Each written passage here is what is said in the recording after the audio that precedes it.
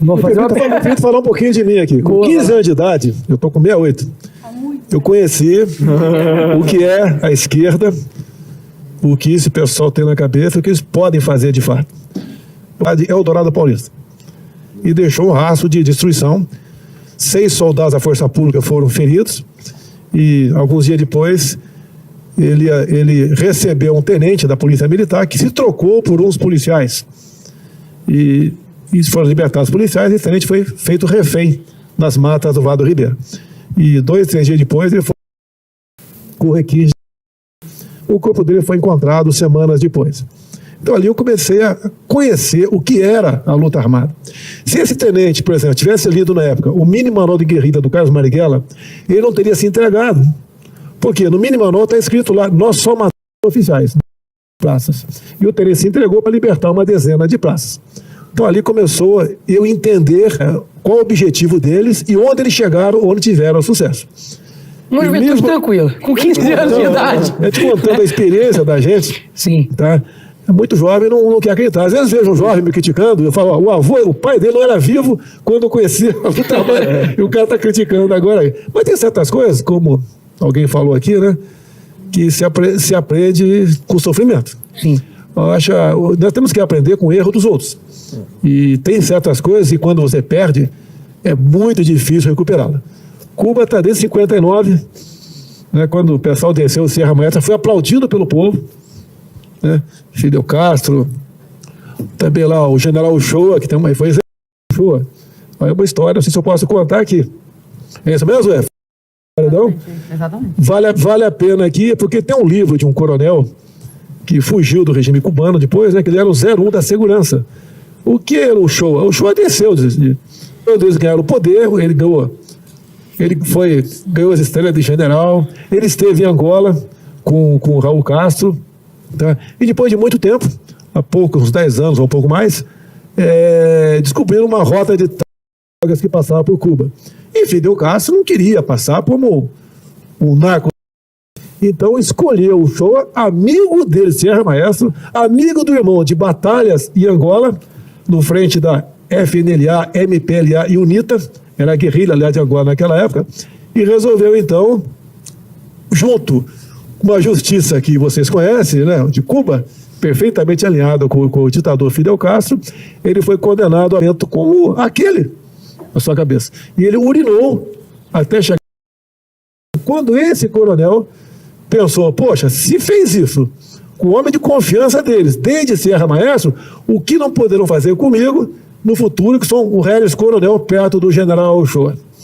Isso é uma pequena história, então, o que esse pessoal faz para se perpetuar no poder, para posar, muitas vezes, de grandes benfeitores da humanidade, para tentar arrastar muito jovem que não desconhece a história, mas que não quer acreditar na história, muitas vezes. Essa é a esquerda. Esse é o comunismo. A gente pede a Deus que não chegue de vez aqui no Brasil, porque um pé já foi plantado aqui agora, em 2003. Bolsonaro, durante vários tempos, né, agora atrás, eu sempre falava que eu não quero que meu povo sofra as dores do comunismo, né? E acaba que muito jovem, principalmente depois da eleição, né, veio falar comigo se havia esperança, né? Ou acaba, quando, né, nos encontram, fala, poxa, e o que a gente faz? Fica esse sentimento. E eu acho que é importante sempre a gente saber o seguinte, de que tudo que a gente faz, eu acho que tem um propósito, uma finalidade, e a gente nunca vai saber a extensão da nossa influência. Assim, por exemplo, uma pessoa escreve uma música e ela jamais vai saber, talvez, que aquela música que você está ouvindo te ajudou a passar por um momento difícil na sua vida. Acho que da mesma forma, na política não é muito diferente. Eu vejo que a gente estava eu achava que era oposição. Daí quando eu vi um cara falando, é só você não roubar, não matar, não estuprar, e esse cara virou presidente, falei, bicho, é possível ter algo diferente. Então cada um acho que tem uma função, sabe? Quando a gente quer pegar todas as funções ao mesmo tempo, Deus não precisava fazer cada um diferente. Então eu sempre falo que o Jair Bolsonaro foi o trator pavimentador, né? Com o jeito dele, ele abriu o caminho na tora para falar, opa, isso aqui é o que a gente precisa fazer. E eu acho que a juventude tem que olhar isso e ver realmente como uma esperança, né? Como um cuidado de Deus com o Brasil, porque pensa numa pandemia, né? Com os dois que estavam lá competindo com o Bolsonaro, se tivesse ganhado, o que a gente teria virado, né? Então acho que tudo tem um porquê e por isso que a gente não pode desistir, sabe? Aquilo que a gente faz agora, ninguém, no momento que está sendo um herói, é considerado um herói. Sabe? Ninguém no momento que é um herói é considerado um herói. Carneiro, Sim. Deixou uma história. Sim. Ele está muito além da época dele. Eu tive a satisfação de conviver com ele, fazer uma viagem ao Calha Norte com ele e conversar. Uma passagem lá no Calha Norte, tinha um telefone grandão, via satélite, era uma fortuna, era para $5 um minuto. E tinha um deputado lá, bem de vida, né, que tinha um telefone desse aí. E ele, posso usar o telefone, tem que fazer uma ligação. Coração, esse coração tem que entrar nos meus livros. Ele é um cardiologista, e era uma doença rara no coração, e essa comorbidade, né, esse coração com comorbidade tinha que ser fotografado. E via ali a dedicação dele à sua profissão. E quando a gente entrava nas unidades de saúde do Exército, em média, lá tinha 30 jovens aspirantes, né, que estavam prestando serviço militar obrigatório no laço, o pessoal fazia fila para tirar foto, porque naquela maquininha que você rodava assim, né? Sim. Tinha 12 fotos, 24, 36, para tirar foto com o Enéas Carneiro. A gente não sei muito bem. Vocês não pegaram isso aí. Então o Enéas mesmo marcou passagem, marcou posição aqui no Brasil. Teve 1,5 milhão de votos no passado, elegeu mais 5 deputados federais, tá? E era tido como louco. O pessoal não acreditava nele. E hoje ele está no TikTok. Olha que incrível. Eu tenho certeza que o Enéas jamais pensaria que algum dia ele estaria no TikTok. Ele fez a história dele. Ele fez a história dele, não. O Bolsonaro também do mesmo jeito. E agora você chega lá e está no TikTok. Quem imaginaria que de 15 anos ele estava lá conhecendo lá a história do Lamarca e estaria lá no TikTok, realmente. Quem que eu chamo aqui agora? Chega aí. Deixa eu fazer uma pergunta aqui pro nosso querido presidente Valdemar Costa Neto. Eu elogio a gravata dele. Gravata rosa. Agora ele tá bem bonito, tá Tô com o microfone aqui. mulher. Tá puxando a sardinha pra Obrigada ela. pela homenagem, presidente Valdemar. Presidente Valdemar, como é que é ser presidente do maior partido do Brasil e agora agrupando essa quantidade de jovens aqui com a missão de formar a maior juventude partidária do Brasil? Isso é importante. A importância, para mim, foi uma mudança de vida do dia para a noite. Porque do dia para a noite o partido triplicou de tamanho. Nós fomos para 100 deputados, 99 deputados, 13 senadores. Bolsonaro trouxe esse pessoal. E o que eu sinto de tudo isso? Que esse pessoal continua fiel. Esse pessoal que elegeu o nosso pessoal. E que eu tenho certeza que nós vamos chegar lá de um jeito ou de outro. E agora eu quero fazer uma questão também para vocês. O que vocês discutiram para montar o PL Jovem? Porque PL Jovem, esse negócio de jovem eu escuto em todo lugar. Sim. PMDB, PP, e nunca vi funcionar. E mesmo no PL, não funcionou antigamente. O que eu quero dizer para vocês? Nós reunimos as melhores cabeças que nós tínhamos no partido para vir aqui hoje. E é em currículos de presidente. Isso aí já é um desastre, porque ele não tem tempo de atender o telefone. E é verdade. Mas é um craque que junto com vocês têm condições de montar um PL jovem no Brasil como ninguém teve até hoje. Vocês vão ter toda a estrutura e nós temos melhores. Cabeças boas que nós nem conhecíamos, fomos conhecer depois. Que o nosso pessoal começou a convidar, que o Nicolas falou, alguns que nós já conhecíamos. A Juliane, que eu recebi em casa com o pai dela, que o pai dela é amigo meu, ele falou, minha filha é tal. Ele falou tanto da filha que ela falou que tinha feito um trabalho, eu falei, me manda o trabalho. Quando eu li, eu falei, ela precisa estar lá. Então, quer dizer, nós temos melhores aqui. Temos os melhores. Temos o Gabriel, que é de Mogi também, que é da minha cidade, que é um gênio, que veio pra cá com 16 anos para conhecer o Bolsonaro. E deu trabalho. E deu trabalho com o Bolsonaro. Chegou no meu gabinete, que aconteceu? de idade. Menor O de que você idade. está fazendo aqui? Não, fugi da minha cidade. Eu liguei pro pai dele, arranjei uma passagem pra você, né? Não, deu passagem. Ele só veio com a passagem de vida. Presidente, mas o grande diferencial do nosso partido, tem 26 anos, eu tenho 21, né? A Zoe aqui, o Tenente Coimbra, nosso Coimbra vereador teve de São quantos Luís. votos, Coimbra? Tanta gente. Quanto? 209 mil.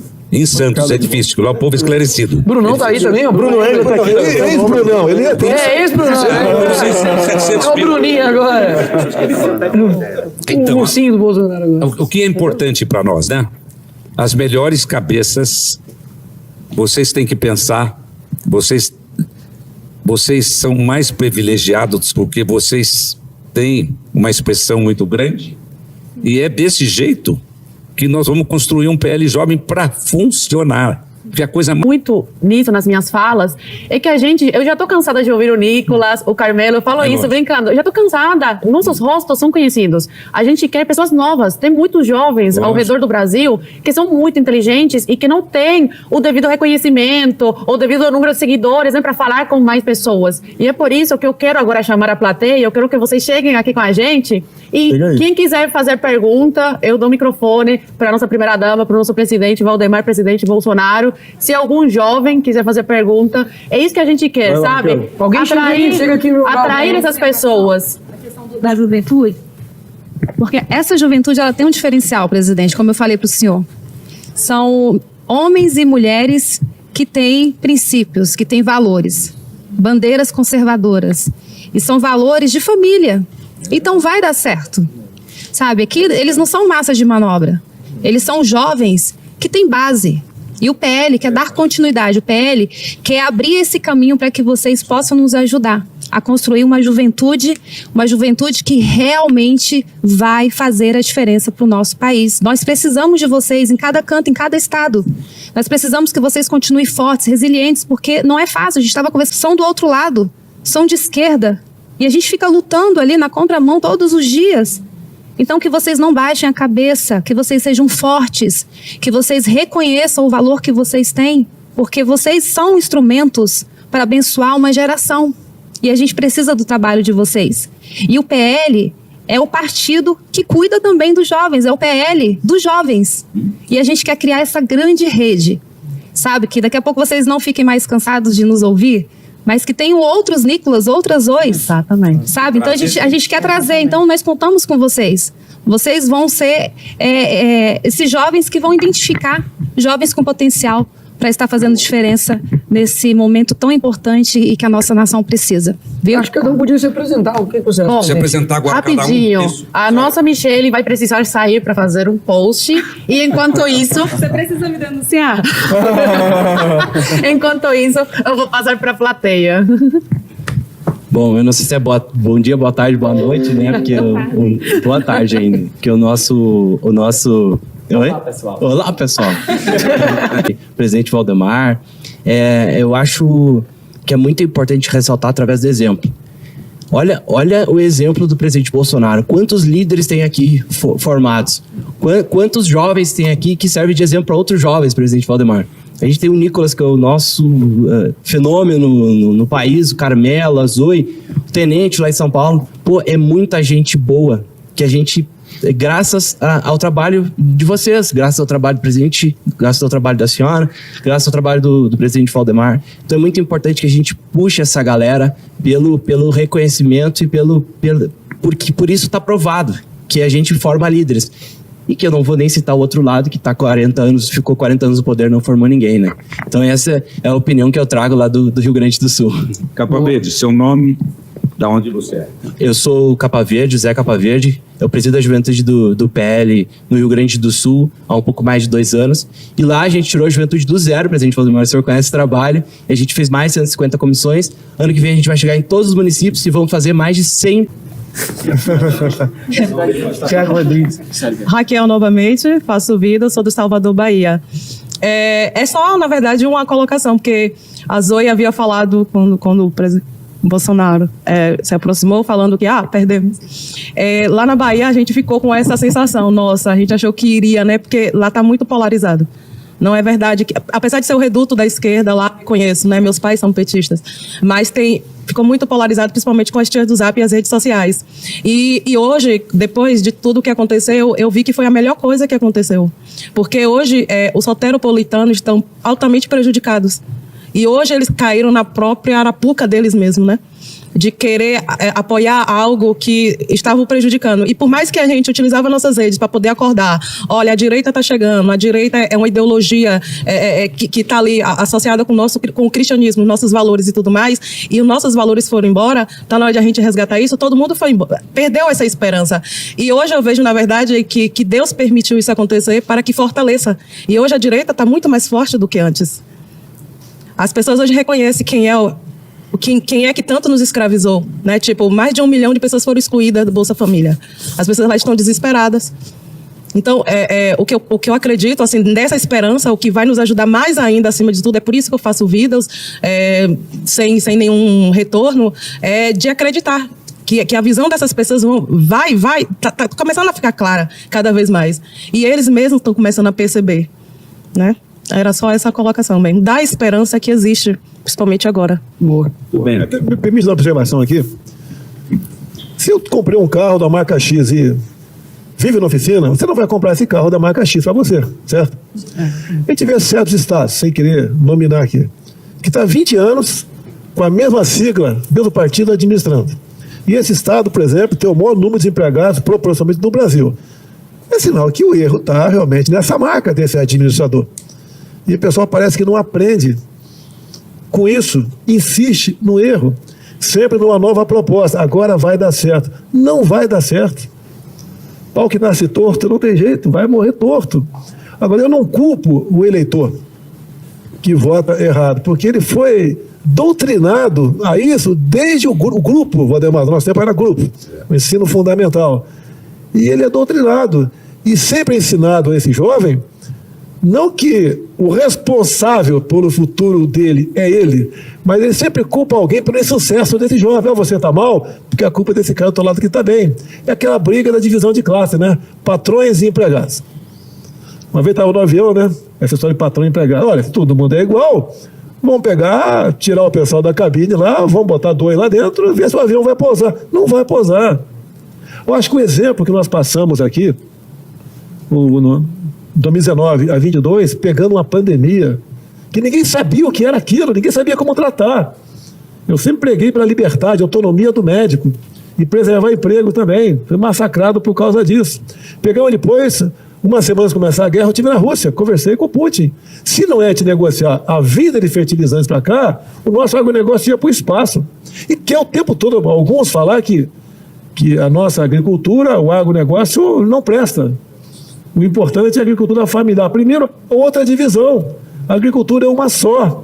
Então, essa forma de sempre nos dividirem, ocasionando a briga entre classe, gêneros, tipo, função social, é que nos leva a patinar no mesmo lugar. Nós temos que trabalhar sempre para nos unir. Numa mesma família. Minha mãe teve 7 filhos. Tem gente que se deu bem economicamente, outros não.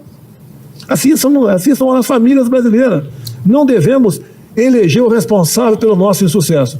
Primeiro, temos que olhar no espelho e falar, está dando errado, eu sou o primeiro responsável. E, em cima disso, mudar as coisas, tá? E com muita responsabilidade, ajudar a construir um novo Brasil. Quando se fala em educação, por que é ruim a educação no Brasil? Eu chamo de conhecimento. Porque quanto mais a pessoa estiver desinformada, mais fácil é de ser manipulada. Quantas vezes você chega, tá uma pessoa ali, não... situação complicada, um jovem, você pergunta a tabuada, não sabe a tabuada. Eu terminei o meu científico sabendo integral e derivada, análise combinatória. Hoje em dia, se falar isso, nem o universitário sabe o que é isso. Tínhamos noção de latim, de francês, escola pública, não era privada não. Hoje o pessoal joga em cima da cor de uma pessoa, em cima da renda social dela, como se ela fosse... escravizado em cima daquilo. Eu acho que o Nicolas veio de família pobre. Vindo com favela. Se você pega uma mãe com 7 filhos, com todo respeito, e geralmente é gente pobre, não é porque eu tenho olho azul, eu sou superior a você. Eu não pedi para nascer assim, nem você. Então, nós somos o que nós somos. E somos aqui uma mistura de gente no Brasil bacana, pô. A minha esposa, ela é filha do Paulo Negão. Eu costumo fazer brincadeira com isso, não faço mais, porque você é processado. Fazia brincadeira em cima do meu sogro, motorista de ônibus aqui em Brasília. Foi assaltado 2 vezes. Falei, pô, Paulão, tu sendo assaltado, Paulão? Brincadeira nossa, para mostrar a realidade do nosso povo. Agora, tem um ditado que diz: nada está tão ruim que não possa piorar. E nós devemos combater isso daí. Dá para melhorar, dá para mudar. Tivemos um exemplo agora, nesses 4 anos do meu mandato, com pandemia, com guerra. Em 21 tivemos uma seca nunca não vista nos últimos 91 anos. Vencemos tudo isso. Os números da economia estavam lá em cima. Fizeram uma opção errada, achando que... Se eu perguntar para vocês aqui, um boi dá quantos quilos de picanha? Você não sabe responder. Tá, Eu só sei de sabe? abóbora agora, presidente. Eu não sei de picanha, não. Eu só sei de abóbora. Você vê, a nossa cabeça de reses no Brasil, né, de gado, é semelhante à população, então 220 milhões. Para você comer um churrasquinho de picanha toda semana, você vai ter que comprar picanha de outros países, e comprar muita picanha, não é pouca não. E tem gente que acredita nessas promessas. Essa promessa pode acreditar, né, Lucas? Não, Nicolas. Quando você está namorando, Exato. eu te dou a lua, eu te moro dou o embaixo da mar, ponte, seu você, coração. nunca vai faltar isso, Sim. aquilo, né? É uma fase da vida da gente. São as artimanhas da natureza para a procriação. Tá? Mas tudo bem, nós temos a obrigação de, às vezes com palavras simples, tentar abrir a cabeça dessa garotada para a realidade, para o futuro. Se é um moleque até os 20 e poucos anos de idade estuda com vontade, ele vai passar uns 50, 60 ou 70 da tua vida restante numa situação bastante confortável, não dependendo de ninguém. Boa. Então, presidente, o que na realidade eu acho que é um problema real do Brasil é que a desinformação é muito grande. As pessoas acreditam muito nas coisas e o PT usa isso como vantagem. Eles pegam quem não conhece, que infelizmente é o povo mais do Nordeste, que tem uma parte mais rebaixada, podemos dizer, e usa eles para doutrinar e ganhar voto. Então, tipo, é uma coisa que tipo, tem que dar uma segurada e mudar a cabeça dessas pessoas, senão vai sempre crescendo. Se apresenta. Meu nome é Orlando, eu sou de São Paulo, da cidade de São Bernardo, tenho 14 anos. Quero saber qual é o teu time de futebol. Palmeiras, né? Valeu um pouco. Aí não dá. Talvez eu vá no próximo jogo São Paulo e Sport. Então, 14 anos, presidente. 14 anos. Então, tipo assim, eu sou estudante, né, tenho 14 anos, eu tô no 9º ano. E esses dias, não vou falar nada, porque senão dá alguma coisa, né? Mas eu tava na escola e começaram a falar que o agro não era importante pro Brasil. Que só serve para dar dinheiro para fazendeiro e que o resto não importa. Obviamente eu discordei. Isso é uma coisa, tipo assim, devagar vai colocando na cabeça dos alunos e vai corroendo. Quando você chega no 3º ano de ensino médio, você sai de lá com a cabeça já um pouquinho mais puxada para a esquerda, aí você entra na faculdade, aí acabou de vez. Então, tipo, o cenário da escola é muito ruim e, tipo, a gente que é jovem, aqui a gente tem 14 anos, acho que é a gente que estuda, tem que tentar mudar e tentar segurar para que quando todo mundo saia não seja tudo esquerdista que acaba destruindo o país, né? Eu vi uma semana aqui num debate na comissão aqui em Brasília, um deputado federal que é padre, que é de esquerda, João Padre. falou que o agro não produz arroz. Nasce na geladeira. A carne nasce na geladeira, tudo na geladeira. Nada o agro produz. Ele falou que quem produz arroz é agricultura orgânica do MST.